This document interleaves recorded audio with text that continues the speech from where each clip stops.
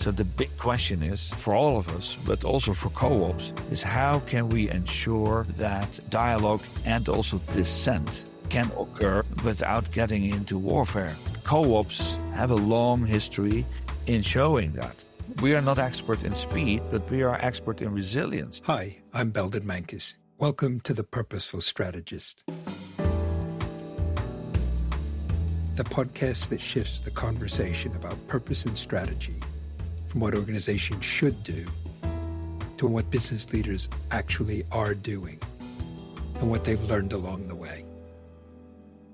My guest today is Jeroen Douglas, Director General of the International Cooperative Alliance, or ICA. Founded in 1895, the ICA is the global voice of the cooperative movement, uniting, representing, and serving cooperatives worldwide across more than 100 countries. The ICA's 1,000-member organizations represent around 3 million cooperatives and 1 billion members globally. Boy, lots of big numbers there. As Director General, Jeroen works at the forefront of global advocacy, policy, and the practical challenge of unifying a large and diverse network.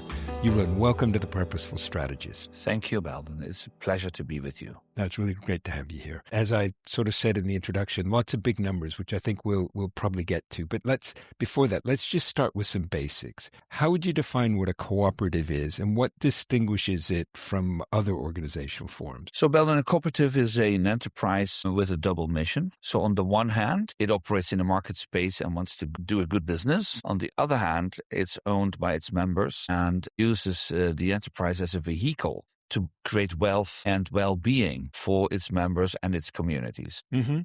And, how would you say they fit into the wider economy? What's the difference that makes? So, as you say, big numbers. There are 3 million co-ops. And the reason why there are so many is that from the start of, let's say, modern capitalism and later on the infamous word neoliberal capitalism, there has always been the desire by, let's say, the average worker not to be dominated by some wealthy shareholder who has all the strings. And actually, it is a way of organizing the biggest alternative to, I would say, raw capitalism. And it has been spreading so over 200 years into virtually all the countries of the world. So it is a clear need to organize the economy in a different way. So what given that, what's ICA's purpose? What's its role? So co-ops emerged in the modern era, so mid-19th century, a little earlier, and it spread like wildfire. It came together with the industrialization in the UK, Manchester, other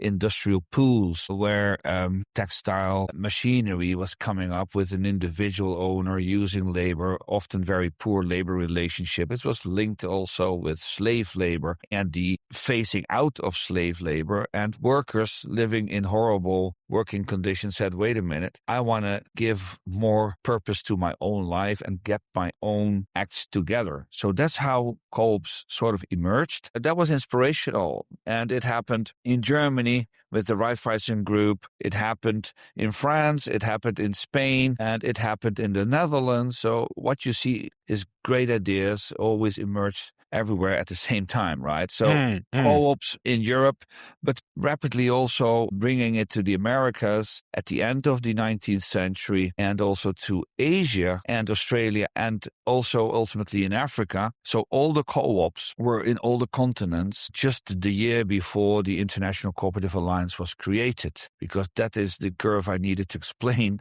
So the International Cooperative Alliance, having seen that this alternative to raw capitalism is apparently spreading like wildfire, said, we need an umbrella organization to ensure that we are a united movement. So the main purpose of the ICA since 1895, and which is still its main purpose, is to keep the whole cooperative movement globally united.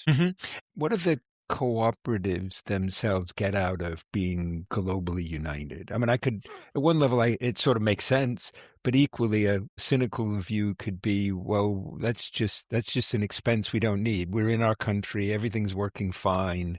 So what's the value the cooperatives get? So We have more members than we've ever had. So apparently this cynicism is not there, which is good news. Something's working. Something is working. It's never enough, by the way, Belden. But the founding fathers, I have to say, I'm afraid there were only fathers back then. Underneath this main purpose to have a united movement, we're defining 3 core pillars of activity. One is what I would call the alpha. So ICA nowadays, and back then also, operates as the custodian of the definition of what a co-op is all about. So the statement of our cooperative identity, the values, the ethical values, and our well-known 7 principles are being sort of taken care of by the ICA. You need one place that defines the definition of a co-op. It's almost our own Death Sea roles. They are close to sacred, and they are also sometimes under revision. So that's our alpha, where it all starts. And then in the middle, the facilitating is the mixture between advocacy, education,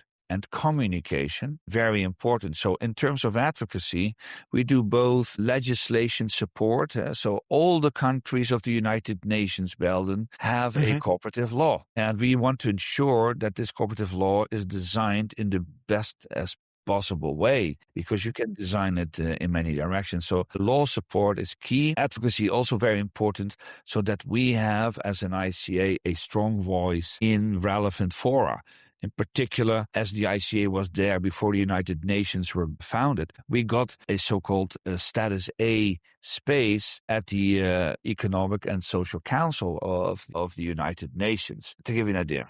Just so it doesn't go by too quickly, what is a status A space? It means that you've been recognized as one of the entities that, together with the International Labor Organization, as a key actor that has to support the multilateral targets of the United Nations. Right after the Second World War, the United Nations was not only looking for member states, but also to associate agents that can work to build, let's say, everything in relation to the Declaration of Human Rights and the broader agenda of the United Nations. So ICA plays a role in that. Okay. For instance, right. We also have a role at the social and economic platform of the European Commission, for instance, and in many other fora. So lobby is important to us. And then in education and communication, it's a constant cross-cutting theme with focus on also gender and youth.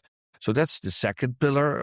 Where members work with the ICA. And the last one is our Omega, and that is how can we help, that's the vision, to enlarge the cooperative movement in the economy. So the founding fathers have said that next to our Alpha and next to the, let's say, instruments I just mentioned, we also need to foster trade and cooperation between cooperatives to ensure that we have better space in the market.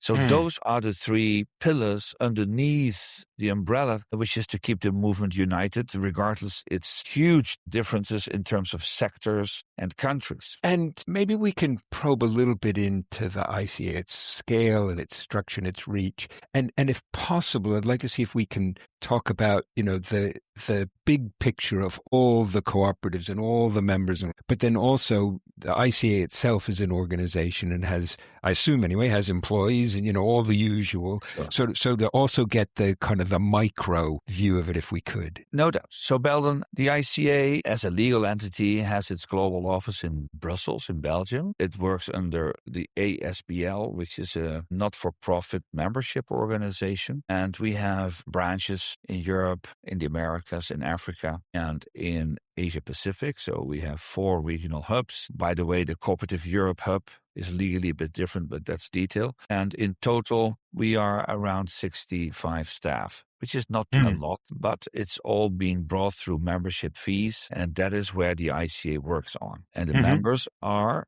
and that's the second circle, primarily apex bodies, as we call them. Those are national umbrella organizations and also the federations of different sectors. So currently, the ICA embraces 8 sectors working with it: fisheries, agriculture, housing, insurance, health, banking, consumers, and I'm missing out on one, manufacturing workers. So those are the eight sectors that are currently linked, and they are also organized separately. So the apex bodies and the federations themselves are umbrella organizations underneath, and they organize clusters of cooperatives per region, and underneath are the individual cooperatives, and underneath are the members of those cooperatives, and underneath there are the communities where those members live. So one could best compare us with the FIFA, with three big differences. We are not corrupt. I figured that might come first. We don't get TV right income, so we are actually working relatively on a shoestring. I still have my hair, and I don't want to give a peace prize to Mr. Trump in the White House. But the organizational structure is pretty similar. So we're like a fourth level organization, Sort of a federation of federations of groups of cooperatives. Exactly. That's what we are. But underneath, when I first joined, it is now 2.5 years back, I was sort of skeptical about these numbers because, 1.1 billion, it's over an eighth of humanity. So I was sort of critical, but I've been now diving into this, and it's actually accurate. Just to give you an idea, the largest country in terms of members is India. They have a separate ministry for cooperatives, and they have been administrating over the last 20 years very detailedly. There are 812,000 cooperatives, and underneath are 315 million cooperative members according to the latest headcount. So India alone is already more than a fourth of all the cooperatives, followed by China, which is 220 million members. So 80% of the cooperative members are nowadays in Asia Pacific. One question that's kind of in my mind, I don't even know if it's a question, it's sort of an observation. It'd be interesting to get your take on it. And I'm kind of going back a little bit to some of your opening comments about the rise of, kind of raw capitalism and the sense of people wanting to come together. It seems to me one model of that's been unionization. And certainly in Europe and in the US, that was a big part of the workforce for a while. It's kind of faded away a bit. It seems to me the unions are predicated on the idea that there's the owners and us, and we're kind of in conflict. It seems to me cooperative sort of changes all of that and says, no, we are the owners and we're all together in this. I mean, is that a fair view of that dynamic? Very much so, Belden. Indeed, one can say that if we look to the cradle of cooperatives, the UK and also Germany, Labour Party, trade unions, and co-ops were like a holy triangle, and they came sort of together to the rise, whereby, of course, the Labour Party being the political wing, the trade unions being the voice of the workers, and the co-ops being, let's say, the resistant model against the landlords, not wanting that workers are just in a vertical, quasi-slave-like relationship to the land. They are not in favor of having just laborers. No. The laborers are owners. But they all emerged at the same time looking for an alternative to the upcoming capitalism. Yeah. And reflecting on the areas you've talked about cooperatives being strong in, the 8 sort of sectors. This is perhaps unfair. So if it is, or inaccurate, correct me. But it does seem to me that it misses out a bunch of the economy, that some of it seems more new. So high tech. I mean, tech, you could sort of, if you wanted to, fit in under manufacturing, but a lot of it really doesn't fit there very well. The hospitality, first of all, is that a fair rendition? And if so, what's behind that? Why hasn't it become pervasive across all sorts of different kind of SIC codes, if I had to put it that way? Good observation, Belden. So we're currently revising whether we need to allow other sectors joining the ICA, renewable energy, top of the list, but also tech and platform co-ops that are really on the rise now and very fast. I would say the fast-growing segment in the cooperative movement is the tech platform co-ops. Yeah, those are coming up fast. Is there an example of one you could share? Absolutely. Just recently launched Bharat Taxi in India. It's strong already from its start, 300,000 taxi drivers forming its own cooperative alternative to Uber. Same, we have a drivers co-op at the American East Coast, also for taxi, but also in the service economy, there are quite some co-ops whereby workers have organized themselves in a cooperative model and earn, instead of $18 per hour, $34 per hour. So there's so many examples. Here in Belgium, Smart.coop is a lovely initiative with 300,000 members that are normally individual artists who don't have the skills, nor the time, not the interest to do the boring administrative stuff. They also get through its connection through Smart.coop access to loans. They get access to communication bureau. So it's actually a response to the gig economy whereby individuals want to come together in many different sectors. And that is going like wildfire now.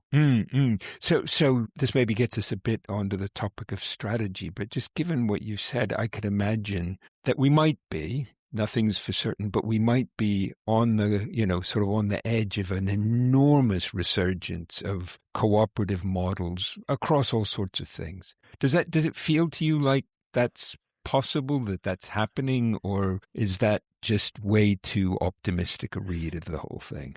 It's always good to be optimistic. And the reason why I joined the ICA is precisely that, Belden. I came from a history of 3 decades working in developing, I would say, voluntary sustainability standards. The most well-known is the Fair Trade label. We moved to sector platforms, the Roundtable for Sustainable Palm Oil. And it all started by having a better business case for smallholder farmers, but gradually the concept of sustainability got hijacked by large corporates, and it didn't really change, let's say, the system of the economy. What we got at best was a market transformation. So I thought I want to go back to my original inspiration, which is working with communities.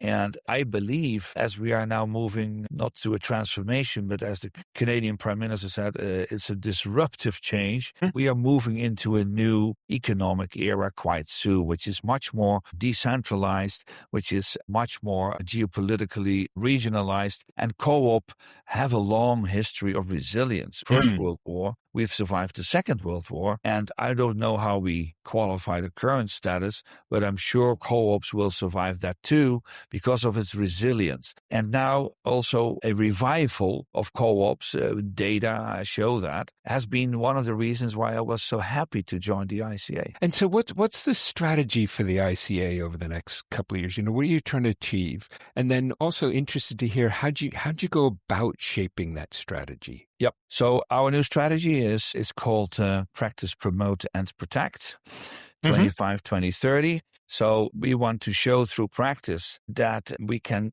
create inclusive, democratic, and sustainable results for members. And that is what we continue to push. Promote, we need to do much better in terms of PR. I mean, it was Barack Obama who said the co-ops are the best kept secret. And I'm afraid he's right.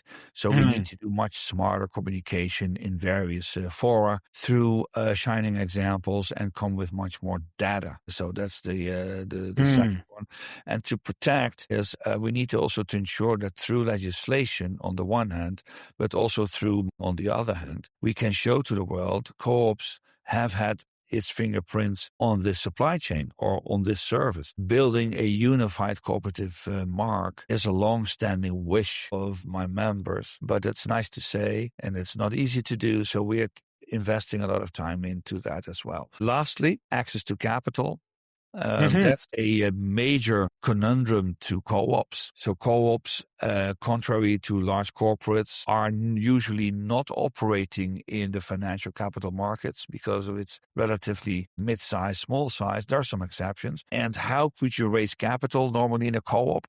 It's either through its members and chip in with more money, or through a local credit union, through a loan. But we have not been able so far to unlock capital from the capital markets. So we're now working with several cooperative banks, build a listing of co-ops to ensure that much larger sums of capital could be brought to the capital, to the co-op system, even non-cooperative investors coming into co-ops, but ensuring that the undivisible patrimonium is safe and the voting principles are safe, a bit like steward ownership models, whereby you allow external capital to come in and have its return on investment, but on the other hand, remain intact the statement of the cooperative identity. Yeah. So how did you go about shaping that new strategy? It sounds like it's, reasonably new. If I've got it, it's 2025 to 2030. So must have come together somewhere in the last couple of years since you joined. Who got involved? How did it work? Yeah, it was indeed the first thing I did, because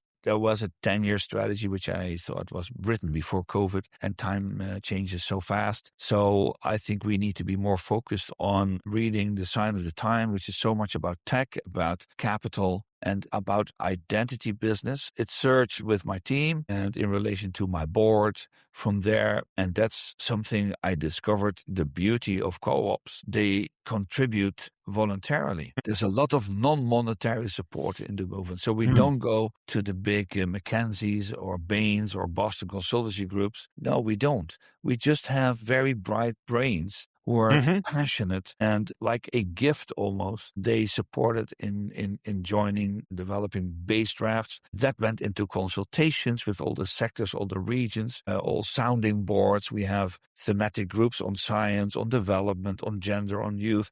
So we all created consultation rounds. And since we've started the process in July 2024, we managed to get a fairly broadly supported, actually very broadly supported new strategy, which was approved unanimously at the General Assembly. So it took 12 months. Yeah. Yeah, but it sounds like it was a very, unsurprisingly, given the history and ethos of the organization, a very inclusive, collaborative kind of way to get at it. No doubt, Belden. I've learned one thing in life, also in my previous organization, very famous Africans say, if you want to go quick, go alone. If you want to come far, go together. And that is very much how the world of co-ops go. Speed is not necessarily the trademark of co-ops. Democracy takes time. If you want to develop a huge energy turbine lake in China, you can do it in 6 months. If you would want to do that in my country, in the Netherlands, you get at least 6 years where everybody has the right to speak. And our second principle is about democracy. So it does not necessarily lead to very speedy solutions. So just to kind of test that a little bit, again, being a bit provocative, one could argue, and people do argue, that the world's getting faster, that just things happen quicker, technology moves quicker, politics, lots of things move quicker. Is that a challenge for the cooperative movement? And if so, are there things you can do without giving up on democracy, without giving up on collaboration, but to reach good decisions quicker? You're now talking on a very complicated and sensitive point, which is, I think, even beyond a quest of co-ops. I just read the latest version of the State of Democracy. It's called the VDEM Institute. There's just 24 liberal democracies left in the world. As we know, civic space is shrinking everywhere. So the big question is, for all of us, but also for co-ops, is how can we ensure that dialogue and also dissent can occur without getting into warfare. Co-ops have a long history in showing that. We are not expert in speed, but we are expert in resilience. So if you take, for instance, the UK, companies that have been created 100 years ago, 74% more chance that a co-op survives the first 3 decades than a non-co-op. So for obvious reasons, because the patrimonium is non-divisible, it's a cradle-to-grave kind of a solution. And most of co-ops do have funeral dimensions, do have baby care dimensions, and they create like a package of solutions that really strengthen community. So the wealth distribution is not after the revenues being made. The wealth distribution is before the revenue is being made. So it's an entirely different vision on how you would like to design your community. If I had to have a blank page and design the ideal country, I would do it the cooperative way. You mentioned before some of your career sort of shaping big systems. I'm just curious, what learnings have you taken out of that experience, working at a global scale, working in what must be extraordinarily complex situations? How have you used that to shape ICA's strategy? So I've learned that through perseverance and with focus on what you do, so focus, you can indeed create innovations in the market space. And in my case, it was bringing sustainability into the equation of the markets. Mm-hmm. That has been my contribution. Of course, not alone, with a whole bunch of people, of Mm-hmm. course. I have developed what I would call the pyramid of change, which is very much linked to the bell curve of change. You know, you start, if you feel that you have a great idea, you start with a cluster of first movers. They would set a shining example, and that would then, in the bell curve, move to more volume with early adopters. And then you go from early adopters to an early majority. And then over the half, the bell curve goes down to a larger majority. And at the bottom, you have the laggards. Visualize this bell curve. In the middle, the axis, the part that is on the left side is which can be organized through carrots. The part that is on the right side can only be organized through sticks. So the first half of the market can be moved through voluntary systems. The second half has to be moved through mandatory systems. So that bell curve is how I have learned to help to transform markets. And that is the value add that I can bring to the ICA on various fronts. So one of the fronts is, for instance, the need to develop our own sovereign cooperative cloud. So what we want to do, as we are 1.1 billion members, is to join the data flow and be an alternative to big tech in California, because it's becoming very risky that all our soft data are lying with some 5 or 6, the Magnificent Seven. And if the White House decides to press the button and those data get stuck, you know, we are in a very risky situation. And therefore, there's a higher awareness and sense of urgency in my movement that we have to develop a co-op cloud. We do that with first movers who are willing to do that, and then hope to follow this bell curve. And at the end, we certainly also need legislation to bring everybody on board.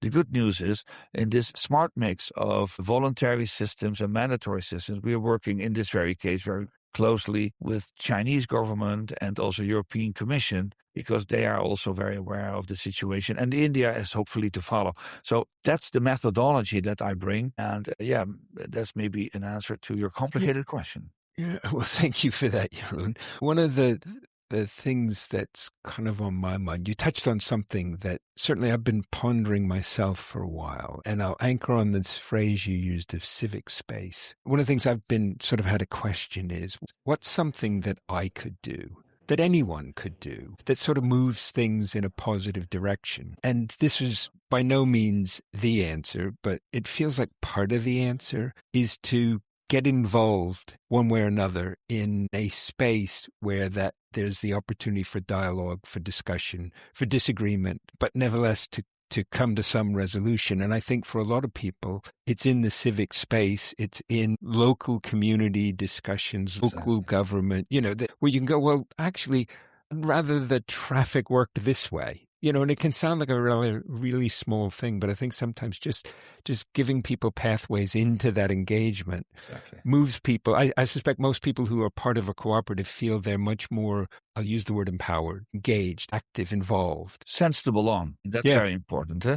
So I feel part of my community, my identity. I see it to myself, you know, I've been a globetrotter everywhere. I've lived for over 20 years abroad in different continents. I'm coming home again, and this homecoming is not just a geographical homecoming. It's also like a spiritual, or I would almost say personal homecoming, and aware of that at the end of the day, it's in your local community that you can really create purpose. You know, we are living in the times of localities. We need to tap from it and transform it and mold it in our local community. And there we need to practice our principles. And democracy is nothing more and nothing less than the place where you can disagree with each other without going to warfare. I mean, agreeing is easy. That's just with friends. You create your own bubble.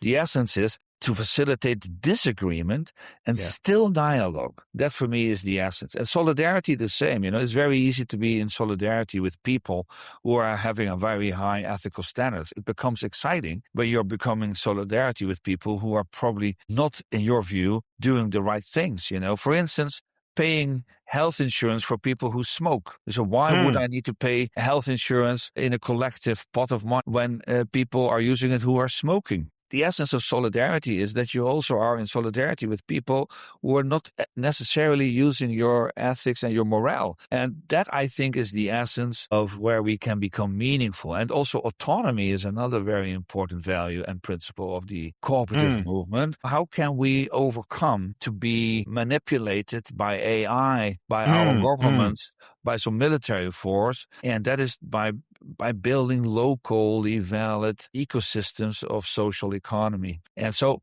there are ways where we can become very useful, because analyzing the globe, as I've been doing, and you probably too, becomes at a certain point too esoteric. You want to boil it down to practical bits and pieces and become useful in your community. It's more the Stoic way of being. The Stoics said, why bother about those things that you cannot change? Focus on what really matters, and that is in your community. If I could just pick up one thing you said there, and kind of maybe add a small little bit to it. One of the ideas I use in some of the client work that I do is a phrase I call seek, find, and hold common ground. And that I've seen groups, and I suspect you do too, they spend all their time debating the issue, the 15% of stuff they don't agree on, and ignore the 85% that they do agree on. It's like, grab the 85 and do something good with it. Exactly, yeah. No, I see your point. Yeah, and I mean, we're all different, and we have very stubborn people, and we have very connecting people. But the essence of co-ops, and that's been also mentioned in UN resolutions and elsewhere, is we are builders of peace because we accept those dissonance. We accept to disagree and still collaborate. Well, so you've sort of come on to maybe one last topic I'd sort of like to explore, which is regional differences and maybe even national differences. You've talked about different countries with very different histories, different sort of politics, different challenges. So how do you hold a movement together when you've sort of got China, India, the US, the UK, Europe, all in it together? Iran, Russia, Israel, Palestine territories, Sudan. I mean, that is the $100 million question, Belden. It's my role to keep the bunch united together with my president. And I'm concerned because, as the World Economic Forum also says, we're moving more and more to geopolitical fragmentation. And we co-ops want indeed to show that perhaps globalization top-down is over its peak or has failed. Multilateralism is being replaced by multipolarism right now, but that we are genuinely a globalized movement bottom-up. And here is the main challenge, and also where I get energy from. Because we have a long history of resilience, negotiating with Mussolini, negotiating with Stalin, negotiating with the worst of the worst, and made our way partially clandestine to survive and to go on. So we are now facing an era as what they call economic supercycle paradigm shift. Every 40 years, Kondratiev, others have calculated for some, it seems almost like a law of nature, that every 40 years we see a huge paradigm shift. Well, the last one was the fall of the Berlin Wall. The one before was the end of the Second World War. The one before that was the end of the Golden Era. And we're now at that tipping point, and we feel it. We sometimes have difficulties to articulate it. The only thing I know is that co-ops will be resilient and will be there also the next 40 years. Jeroen, what's really great about that, it's so easy nowadays to get a bit depressed, a bit pessimistic about the future, to think, the best of humankind's time is behind us. And yet I hear what you're saying, a really optimistic view that, yes, there may be all sorts of challenges, but if people come together and they're willing to engage in debate and discussion and find practical ways forward at the local level all the way up to the global level, that we're smart enough to be able to do that. I'm going to ask you one last question. Is there anything else you'd like to share? Anything you think a listener might want to know? It might be about cooperative movement. It might just be about life or you or anything. So there's 1.1 billion cooperators. 80% of them hardly knows that they are a member to a co-op. So I would like to ask the listeners, check your insurance company, your bank, your electricity bill, your utility services, and find out if you are indeed a member to a co-op. If you are, please enjoy the movement and become more active in your co-op. Use your voting rights and really become a proactive cooperator. That's a great, great message to end on. Really fantastic. Jeroen, thank you so much for joining us. I can sometimes get a bit kind of down about things, but I'm very excited about the possibility that you're talking about, not just talking about, but enacting. So thank you. Well, it's been my pleasure, Belden. Thank you for joining us for this episode of The Purposeful Strategist.